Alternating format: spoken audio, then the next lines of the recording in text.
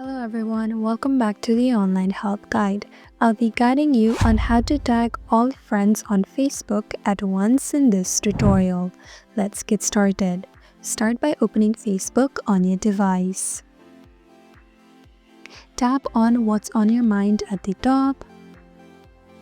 Here, you can add pictures or videos or create a status post. Now type your caption on the text box at the top. Now to tag all of your friends at once, simply type @. You will get various friend suggestions to tag. Tap on Highlights on the first option. After you're done, tap on Next at the top.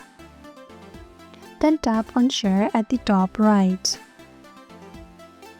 Now most of their friends will be notified about your new post tagging them. And that is how to tag all friends on Facebook at once. Thank you for watching Online Help Guide. Hope this video was helpful. If it was, then hit the like button and comment down if you have any questions or feedback. Also, if you're new to our channel, subscribe and hit the bell icon so that you don't miss our upcoming videos.